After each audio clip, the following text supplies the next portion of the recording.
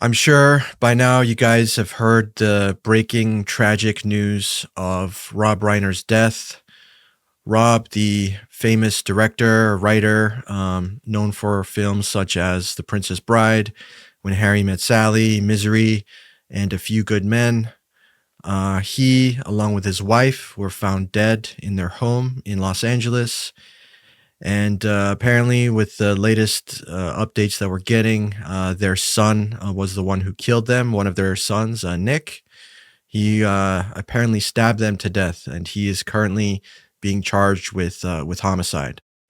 But to make matters worse, Trump could not constrain himself in chiming in on this tragic news, where he writes probably one of the most despicable things he's written, and that's saying a lot.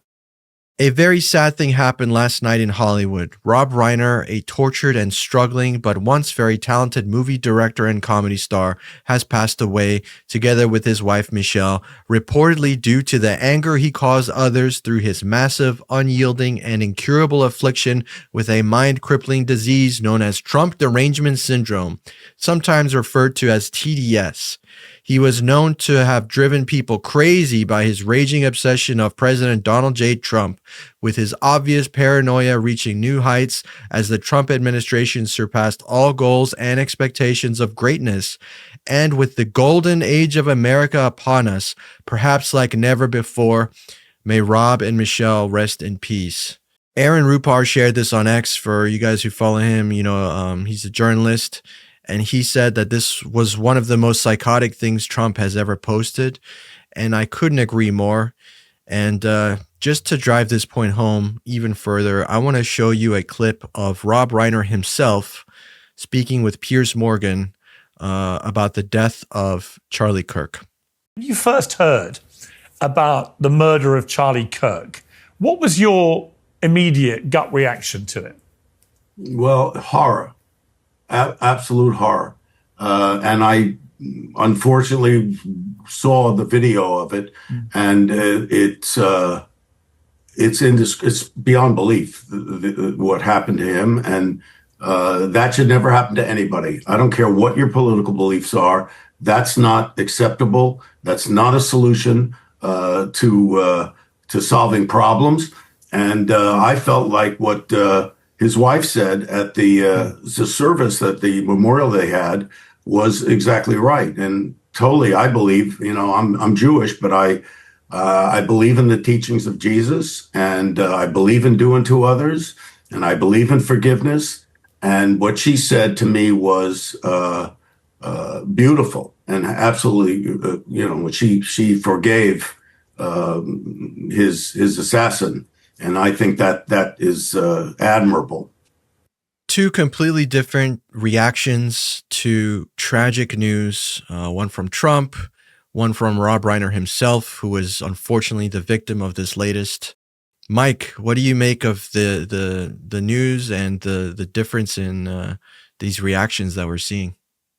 Seeing Trump post something deranged like this is no surprise, but I do think this is a bit of a new low, and there's always a new low with this guy. Every single time where I'm like, okay, wow, that was really disgusting. It can't get any worse. There's always something. And to see the difference, I think it's interesting to see the difference between the two, talking about tragic deaths. Because as we all know, Charlie Kirk's assassination was a huge deal. I would argue it's probably got more weight to it than Rob Reiner's death, especially because one was an assassination. But you had all these snowflakes coming out, talking about, oh, we can't make fun of Charlie Kirk. You can't say anything bad about somebody who's killed. How could you do that? Where are they on this one with Trump? For Trump to say these kinds of things, where are all these snowflakes at? That, shouldn't they be, trying to cancel Trump, like they did with Jimmy Kimmel and all these other people, about how you can't say anything bad about somebody who was killed. And it's like all Trump did, like he even belittled his career by saying, well, he used to be good, but now he's been struggling and he's he's got this disease that just drives people crazy around him, known as Trump derangement syndrome. And it's like, Trump, you're the one that's deranged. Like, you can't stop talking about yourself, and you're making this man's death about yourself, which had nothing. It wasn't even politically motivated, as far as we know. So I don't understand why he has to go to such lengths. I can't imagine Obama or Biden or George Bush or anybody, saying things like this. I mean, I personally don't know the guy, obviously, but anytime somebody in Hollywood dies, there's typically, anytime anybody dies, it's typically like, wow, what a tragedy. What can we learn from this as a society or something? How can we prevent this from happening again? This was really sad. Nobody should have to go through this. Much love to their family. But this is just like a pure attack on this man, before his body's even in the ground. It's just disgusting. I agree totally. And, I don't want to start grading like kinds of deaths, but I think this one is particularly tragic just by the circumstance of how it happened. I mean, right now, what we know from what we've learned from the news reports is his own son, Nick Reiner, stabbed him and his wife, the son's mother, to death in their own home. I mean, I can't think of too many more deaths that could be more tragic and just insane as that. There's many ways to die, as we know, but to go out like that is just it's a kind of evil. It's just a kind of tragedy that is unheard of. And so for Trump to say these things about any death at all is bad enough.